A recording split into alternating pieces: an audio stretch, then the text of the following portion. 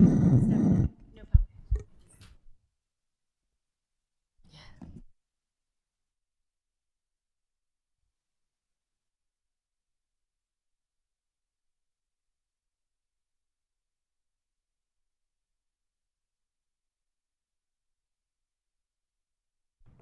I'd like to call tonight's meeting of the Deer Valley Governing Board to order. It's 7 p.m.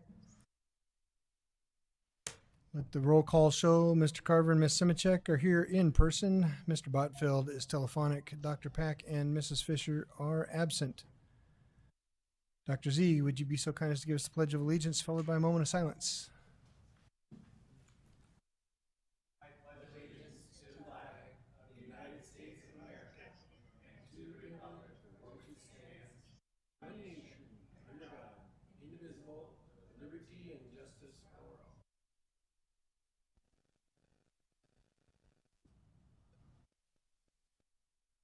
Thank you. Can I have a motion to adopt tonight's agenda? So moved. And a second? Second. All those in favor? Aye. Aye.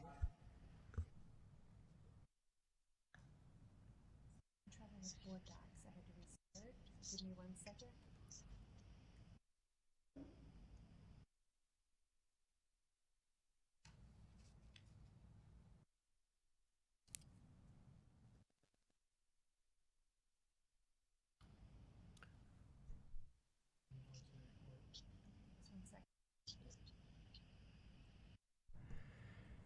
First item on tonight's agenda. Refresh. First item on tonight's agenda, 2A, Finance Report. Mr. Miglorino, what have you got for us? President Carver, members of the board, Dr. Finch, this evening we have the May financial reports to share with you. There was a significant increase in the projected carry forward in the M&O account, and I just wanted to share with you that that was a result of us utilizing the cash funds that we've previously talked about, and those journal entries were made maybe earlier than in previous years, just due to the staffing changes that are they're going to happen at the end of this month. So those were made and booked into May. That does get us to the $10 million of projected carry forward that we had previously spoke about, and we'll cover in more detail when we talk about the proposed budget. I'll pause there to make sure there aren't any questions regarding the M&O report for May of this year. Any questions from the board for Mr. Miglorino so far? And then I'll just touch on the student activity and auxiliary operations accounts.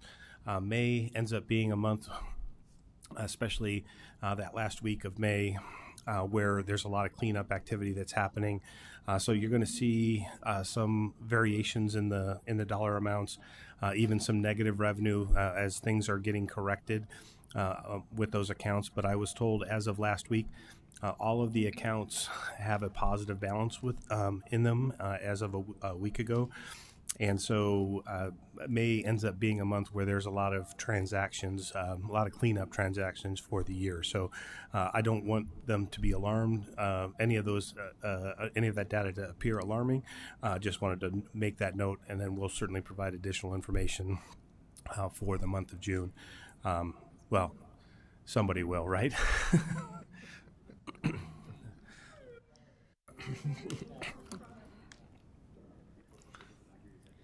Yeah.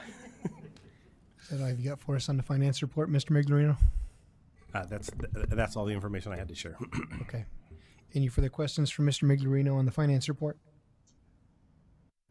Seeing none, next item on the agenda, consent agenda. Ms. Simichek?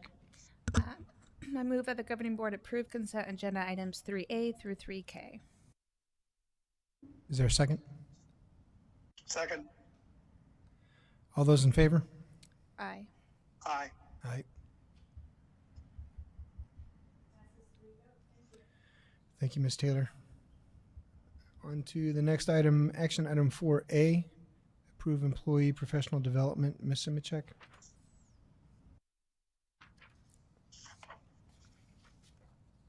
Sorry.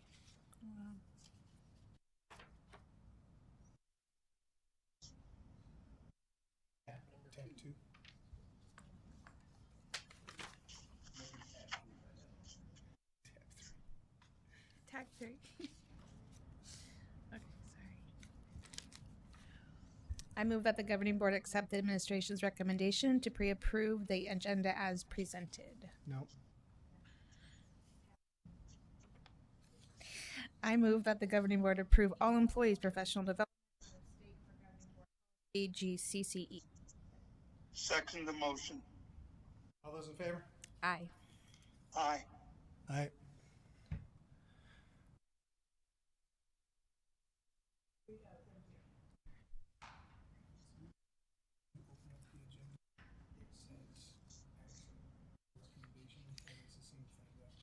Okay. Next item on the agenda, item 4B, approve addenda pre-approvals. Ms. Simicek? I move that the governing board accept the administration's recommendation as presented. Item 4B, Ms. Simicek.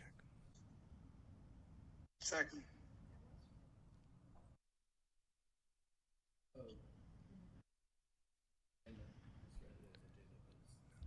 Could you restate it? Because I thought you said agenda and it's addenda. Just want to make sure that we're dotting the i's and crossing the t's. That the governing board accept the administration's recommendation to pre-approve the addenda. Thank you, ma'am. Is there a second? Second. All those in favor? Aye. Aye. All right. Thank you, Ms. Taylor. Item 4C, approve the proposal fiscal year 26 expenditure budget to advertise. Ms. Simicek? I move that the governing board accept the administration's recommendation to approve the advertising of fiscal year 26 proposed expenditure budget. Is there a second? Second. Thank you. All those in favor? Aye. Aye. The next one, yep. Next item on the agenda is item 4. There's a presentation on the last one? My apologies. Would that be Jim? President Carver, members of the board, Dr. Finch, I just want to disclose that this is not any new information from when we kind of previewed this with the board at the work session that was recently held. So I will go through this rather quickly. Just the budget process, we're just at one of the milestones, which is getting the proposed budget in front of you. There are some additional information that I'll point out as we go through this. This is the budget priorities from the committee that we held earlier in the year. This goes back to December through February timeframe, and kind of what they were looking for us to consider: maintaining the salary and benefits for our staff and continuing the student and school safety issues, maintaining our student to staff ratios, de-emphasizing professional development opportunities, really kind of making sure that we prioritize those things that might include out-of-state travel and considering fees to continue programs. All of those things are included in what we are preparing for the proposed budget for your consideration this evening. Just as another reminder, the M&O override will be reduced by more than $11 million since the voters did not renew the override during the November of 2024 election. Does have a small inflationary increase. I should include a caveat. The legislature is not concluded, and so we are proposing the budget on what the Auditor General considers draft forms for next year to be able to meet the timelines that are associated. We believe the 2% inflationary increase will be included in the budget that the legislature does approve, but that has not been realized as of yet. Again, we've talked about this extensively, but a projected decrease of about 900 students. That's just comparing the outgoing seniors to the incoming kindergarten class. And then the projected carry forward, you can see there at $11 million is what we are projecting. As I mentioned during the M&O override, we're already over $10 million in the May report. We ended up keeping the staffing the same, again, trying to adhere to those the guiding principles that were approved by the budget committee. We did keep district additional assistance at 75%. Remaining in capital, that means 25% has been moved into M&O for M&O needs. We are using a larger portion of our cash accounts, which included some increases in fees that the board previously approved. So the net impact on general budget limit, or sometimes referred to as the GBL, is a decrease from the revised budget of $283 million that the board approved last month, was the last revision for this year, down to $267 million projected for next year. Previously, we had talked about making up the $17.4 million. We've had discussions as much as over $20 million just due to inflationary increases, but we ended up using reserve balances that we hold at Valley Schools to make up some of those. So those aren't shown in as much detail here. This is how we just a sources and uses document for the $17 million making up the deficit for next year. And this is what the first page of the goal book is showing. So we have it balanced almost. We're about $34,000 short, which, by the way, is a rounding difference for us. So it's well within the margin of error that we're expecting for next year. Especially, as you've heard Dr. Finch mention a number of times, we have beat the demographer's projection when it comes to student enrollment virtually every year. So because we receive funding based on current year funding or on the 100th day average daily membership as of next year, which will be sometime in January, we think that will easily be made up. Ended up being the staffing decrease was 64 FTE in total. We ended up with a decrease in classified staff, and those are net of adding the specialized programs for special education programs that will be new for next year. But it did include the one furlough day for all employees except 9-month classified staff, which we have previously talked about.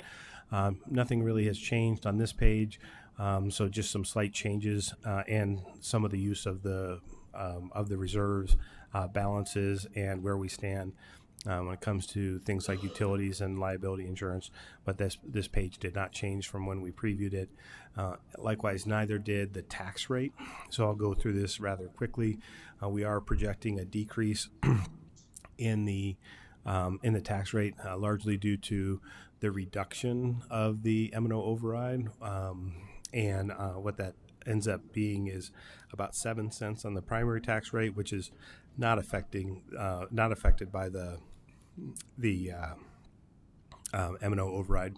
The M&O override is funded exclusively from the secondary tax rate. So you can see a 47-cent reduction on the secondary tax rate. So the net impact will be a decrease of about 10% or $100 on the average assessed valuation parcel in the district, which is $283,000 limited value assessed value home. So that's what is showing here. So you can see the current tax rate and what the projected tax rate would be at $3.20 on the primary side and $1.75 on the secondary side. I took the liberty of actually pulling up specific parcels to be able to showcase, because the average sometimes can be a little bit misleading. In this case, this year, what we saw is most of the parcels grew by the limited amount of 5% this year in their assessed valuation, meaning that their valuation has grown greater than 5% over many of prior years. But it's limited in terms of for tax purposes to be just a 5% increase. So even with the increase in the assessed valuation, you factor in the reduction of the actual tax rate that I mentioned previously. So there is a reduction that's expected. And that parcel B that's showing there, I think that ends up being like $38 for the year, right? That's the annual amount that the homeowners will see. Remember that $38 equated to us more than $11 million in operating revenue that we would have otherwise seen. Again, just a couple additional parcels. and again, nothing noteworthy in terms of one of these parcels or another, just various areas within the district. So today we are at the point of being able to get the approval to advertise the budget so that we can conduct the public hearing at the June 24th board meeting. That's when we would formally consider adopting this budget. And then that would conclude the process for this year to at least get the budget in place, again, in hopes that the legislature does conclude its work, maybe as early as next week is what we're hearing. So it may, that information may be firmed up by the time we do meet again on the 24th. But since we will be using the draft forms, it will require a budget revision in September to actually get the budget on the correct forms once the Auditor General does release them. So with that, I'll be happy to answer any questions the board might have. Any questions for Mr. Miglerino regarding the budget? Hearing none? Just have one Okay. point to make. I want to make sure you reiterate it. The reduction in staff is related to attrition. So no one lost their job in the machine. We moved them around to another spot. So we use attrition to reduce based on the reduction of our students. Great point. Thank you for pointing that out. Anything further? And I believe I already called for the vote. Okay. Sorry about that misstep. Second. Okay. All those in favor? Aye. Aye.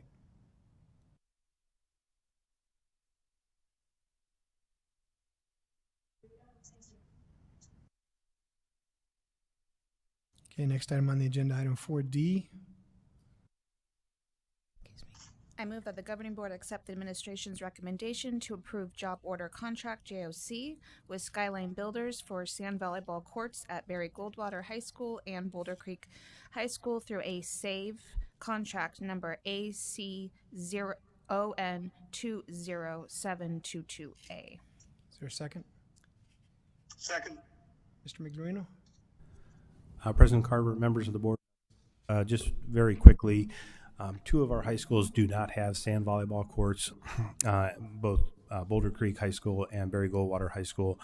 This would allow us to have sand volleyball courts at all five of our schools, and sand volleyball has become quite a bit more popular of late. Especially the success that that we've enjoyed as a district in that sport, including adding boys sand volleyball for next year as well. This is a job order contract that would allow us to work quickly to get this. Hopefully, I got a tentative schedule today that had this being able to be concluded early in August, by mid-August, which would make the courts available for the fall sand volleyball boys season for next year. Again, pending the decision from the board. This was not, there was a much more involved or a much larger scale project that was included in the bond that was not approved. So this was not necessarily unplanned, but we were hoping to use bond funds for this. Alternatively, we want to use our capital override funds to be able to make sure that there is some equity amongst all the schools for this roughly $400,000 expense. And I'd be happy to answer any questions the board might have. Any questions for Mr. Miglerino? None for me. So, Mr. Miglerino, when you say that this is coming out of the capital bucket, just for those at home that are listening, it can only be spent on capital improvements, which are physical things, buildings and such, correct? President Carver, that is correct. And this bucket gets its funding from what? President Carver, this originates from what's referred to as district additional assistance or unrestricted capital outlay. But it's a formula that is generated annually as part of the funding formula that we enjoy as a district. And this is in no way, shape, or form connected to maintenance and override budget. That is correct, President Carver. I think it is fair to say, or just to at least point out, that there, as we mentioned before, we do have the ability to move district additional assistance into M&O versus capital. But in this case, we are using capital outlay override monies that were not utilized from a previous year. So you don't really have the luxury of being able to move those funds that are part of the reserve, which I think is to your point. But a new allocation of district additional assistance can be moved between M&O and capital. But capital from a previous year, which is where we are getting these funds, remains in capital. Thank you. Any further discussion? All those in favor? Aye. Aye. Thank you, Ms. Taylor. Next item on the agenda, item 4E, approved district superintendent performance pay. Do I have a motion? Motion. I move that the governing board approve performance pay for the Deer Valley Unified School District Superintendent Dr. Curtis Finch at 40% of the 10% contract amount allowable. Do I have a second? Second. All those in favor? Aye. Aye. Aye.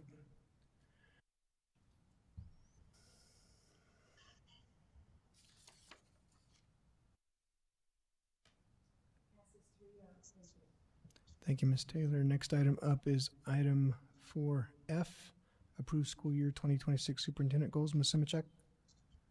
I move that the governing board approve recommended school year 26 superintendent goals. Is there a second? Second. Any discussion? Hearing none. All those in favor? Aye. Aye. Aye.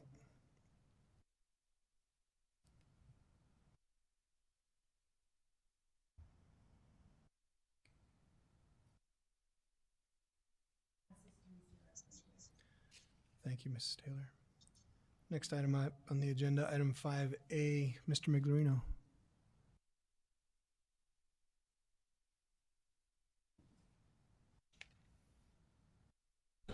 President Carver, members of the board, Dr. Finch, the governing board has the requirement to include a joint pro statement in the publicity pamphlet or the pamphlet that gets mailed out for upcoming election. And what we have provided for the board is... Mr. Miglorino, I'm sorry to interrupt you. That's 5B. Can we do 5A? Oh, I'm so sorry. I even went to look. 5A. Yes, let's talk about the memorandum of understanding for the foundation. This is an annual memorandum of understanding that we have with the Deer Valley Education Foundation that we are recommending to continue for next year. There's some minor, very minor changes to the MOU. So minor they don't affect the activity of the foundation. They're just kind of maybe some cleanup language, I would call them, in terms of not naming things specifically and just identifying other areas that they will be operating within, which they are currently doing today. So there are no other major changes in terms of our commitment going forward or what we would expect with the foundation. Certainly wanted to recognize Ms. Murray Brennan and the foundation for all the positive things that they do for our school district, and would recommend that we continue that arrangement going forward for next year. This is a preview item, so that we would bring it back on the June 24th meeting for formal consideration. Thank you, Mr. Miglorino. Any questions for Mr. Miglorino on item 5A? Hearing none, we'll move on to item 5B. Mr. Miglorino. Yeah, I jumped the gun earlier. So, President Carver, members of the board, Dr. Finch, the pro statement, as I started to mention earlier, is what we've provided is just a slight modification to what the board did approve last year as just a starting point for the conversation. Also, in the Friday update last week, I also ran it through an AI tool, ChatGPT. They cleaned up the language a little bit. I don't know if you have a preference one way or the other, or if the board wants to go a different direction. Essentially, what I did in editing last year's is I just changed the word continue to restore. So we're asking for the public to restore the M&O funding that we've enjoyed since 1991. It really was intended just as a conversation starter. If the board wishes, we can rewrite the thing in its entirety. And again, this is a preview item. We intend to bring this back for the board's formal consideration at the 24th meeting. But just thought we'd start the dialogue on trying to get, this is a requirement that the board does provide a joint pro statement for the M&O override election this coming November. Any thoughts on the wording of our pro statement for the M&O? Ms. Simicek? Nope. You're good to go? Yep. Okay. Mr. Botfeld, anything to add? Delete, change, No. modify? Nope. Okay. Well, if anybody has anything to add to the conversation, we've got until our next meeting to send that information to Dr. Finch so that he can get it to Mr. Miglorino.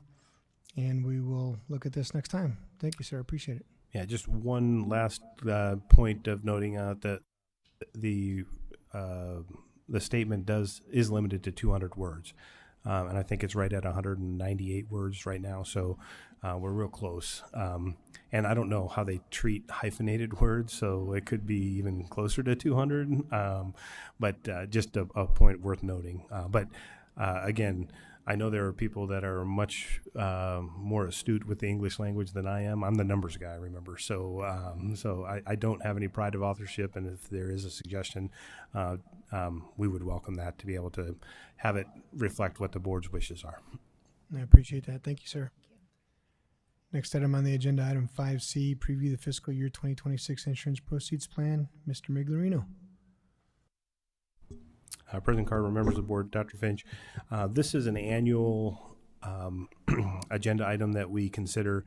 Just previewing it, it is part of the budget process that we approve this.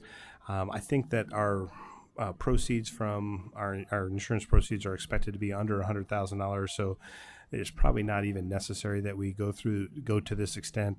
But there could be an opportunity for us to have an insurance claim that could be greater than what we're projecting. So just to make sure that we have this covered in the event, we are having the board consider this formally at the June 24th meeting, along with the budget process itself, in which that we would have the $34,000 of expected beginning balance of the insurance proceed account grow to maybe as much as $75,000 with various claims throughout the year, so that we would be able to utilize those funds to be able to make the repairs to the damaged areas during the course of the 25-26 school year. And I'd be happy to answer any questions the board might have.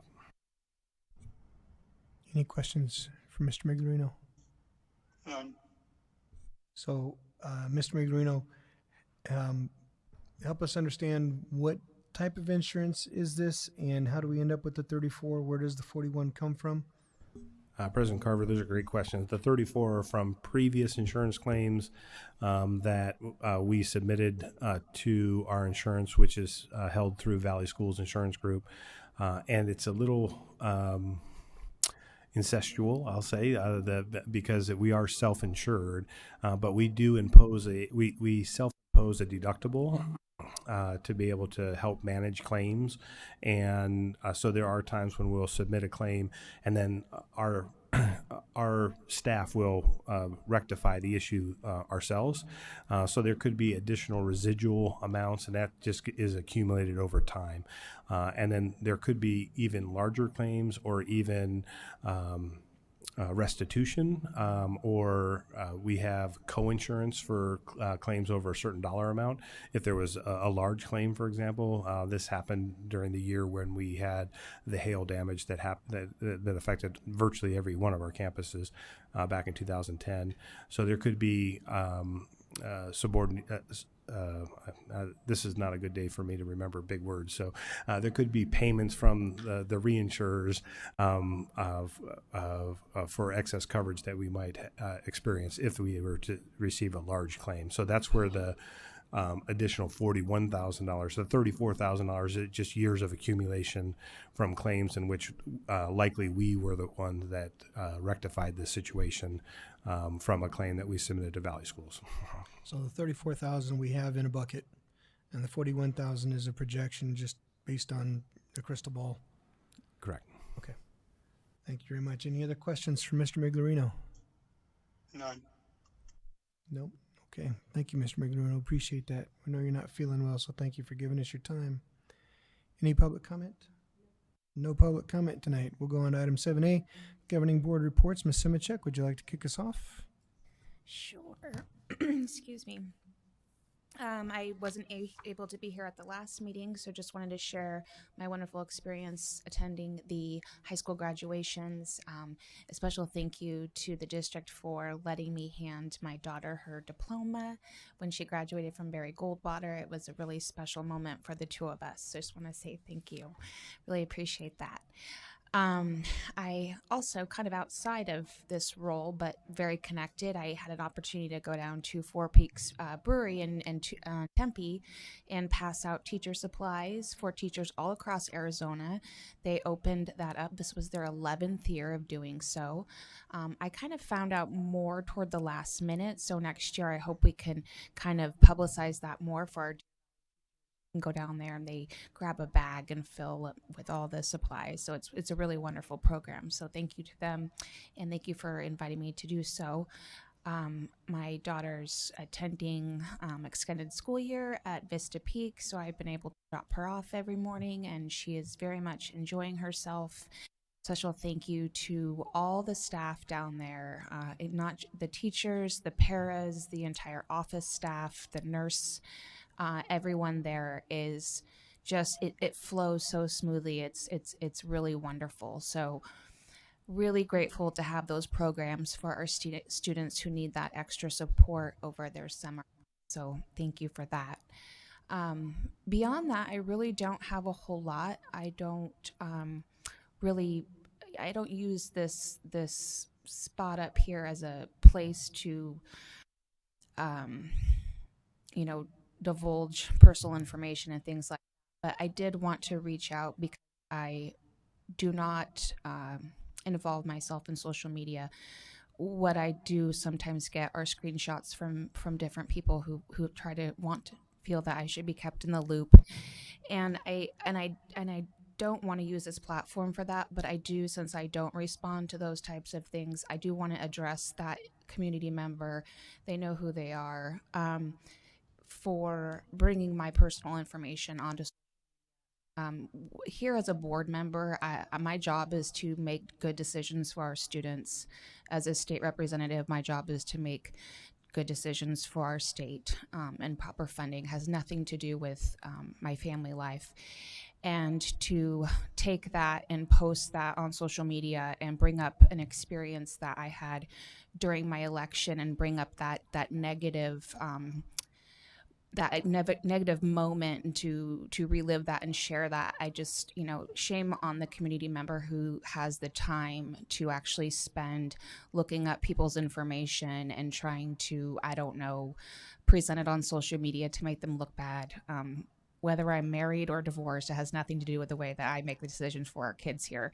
And I want to point out that bringing my family into it completely inappropriate, and I'm just going to leave it at that. I love serving on the school board. I love serving for the state. I hope that we're able to get the budget out in the next couple of weeks so that we can kind of wrap up our budget here as well. So thank you. Thank you, Ms. Simichek. Mr. Botfeld. Thank you.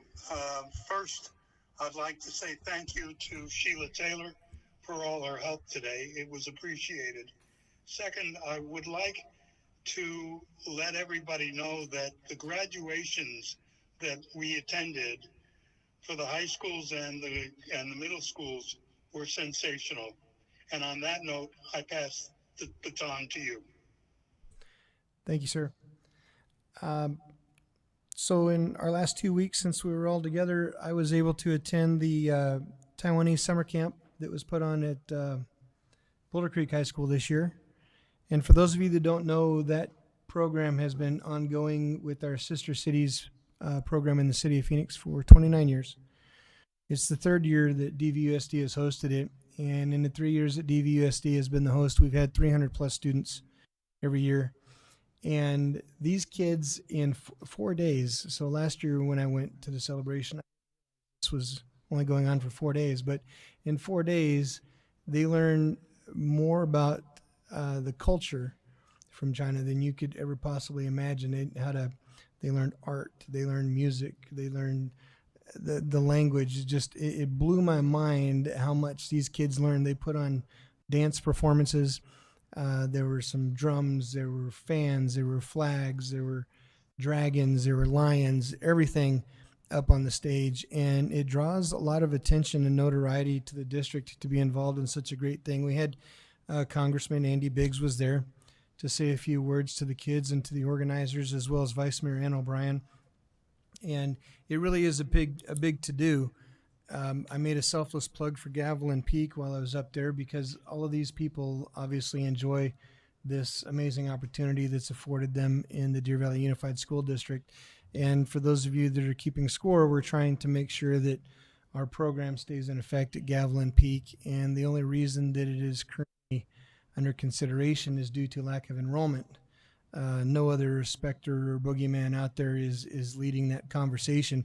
Just if you only have 2 to 6 kids to take a class, that's, to Dr. Finch's point earlier, that's where the FTE reduction comes from, because we just have declining enrollment in certain things. We're relatively flat compared to some of our sister districts, with only being down 1% year over year, but it's still a fact. I mean, if you got 35,000 kids and 1%, quick public math, 350 kids, right? So give or take. And that's, 10, 12 classrooms. So it takes a lot of folks to make all this go. And I want to thank everybody that is taking time to listen in from home to this meeting. And I heard a comment made at the last meeting that they were concerned that we were doing everything wrong in this district because we're not filling this room up as much as we did 2, 3, 4, 5 years ago when we have our school board meetings.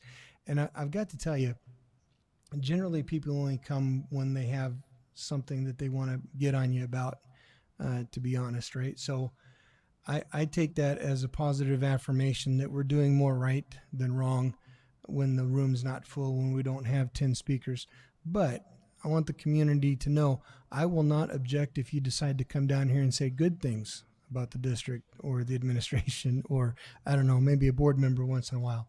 So everybody here knows that I love it when the community is involved. I think it makes the district better when the community is involved. So please take time, come down here every other Tuesday. You've noticed here this last year or so that we don't stay very long. We are about the business of getting the business done and letting everybody get on with their lives. So please, instead of chiming in from Zoom or YouTube, whatever we're calling it nowadays, feel free to come down here, interact with us, shake our hands, let us know your thoughts in person, and get to see some of the folks on the other side of the camera that you might not be able to get to see from home.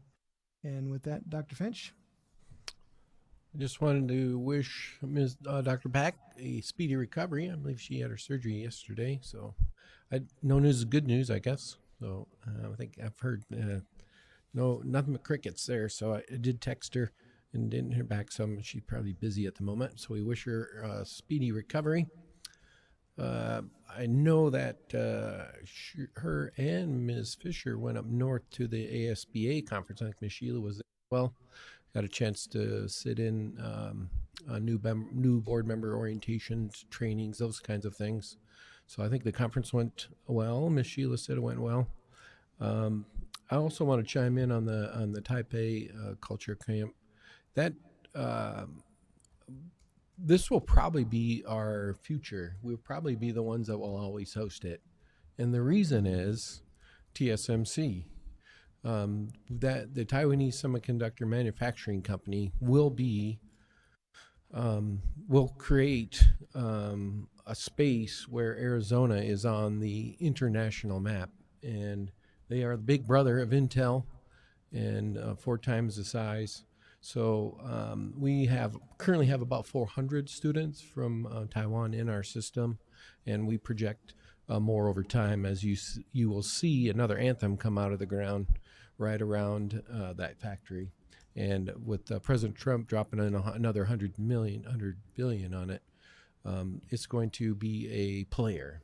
And so it's exciting for Deer Valley to be really the epicenter of the future of Arizona. So that's exciting. And Dr. Galligan is really the one that kind of orchestrates that with our Mandarin folks and gets that culture camp going every year and does a nice job with it. So I wanted to give her some kudos. I just went up to the ASA conference, came back today. Dr. Z there as well. That's another good conference where superintendents and assistant soups get together and share things that are going well, things they need to work on. And that's from my perspective, doing this for 30 plus years, those conferences in general are really about finding something that you can bring back and tweak it for your system or helping others. And so as a superintendent of many years, that has kind of turned into my role as helping other school districts. And I was a rural superintendent back in the day, and small rural, and the big districts never helped me. And I always vowed if I ever became a larger superintendent, larger district, that I would help the rurals and the smaller districts. And so that's something that we're known for, and I want that to be continued. So if you're out there watching, need help, we will do whatever it takes to help you in rural Arizona. We know that you have a bigger mountain to climb than we do. We enjoy a lot of benefits being in the city, but we'll do whatever it takes to help you, and that it's important to help each other in Arizona. Because obviously we are 49th in funding from the state, so working together is the only way that we make progress as a institution. So if you need any help, let me know. I'll find you. We'll help you out. I think you're probably watching the same news I've been watching. The legislature or the Department of Ed has notified the legislature that they are $200 million short for this year. So it looks like the threat is, or the news is, we'll be getting a reduced payment in June, about 60% for June, unless something happens in the supplemental here soon. I don't think that will happen. So we're going to have a bake sale after the meeting. No, I'm joking. No, it's just exciting to see the school year come together. This is when all the planning happens. That's when the A-team sitting over there hires all the folks, put them on the right seat of the bus, and pretty excited getting ready for next year. So our next board meeting is June 24th, and that'll be the one that'll close us out. That'll be probably Mr. Migrino's last hurrah. So we'll make sure you bring your parting gifts. All right, that's it. Thank you. Thank you, Dr. Finch. Future governing board dates can be found on the district website. And do I have a motion to adjourn? So moved. And a second? Second. All those in favor? Aye. Any opposed? Aye. Okay. Y'all have a good evening. Thank you so much for coming out.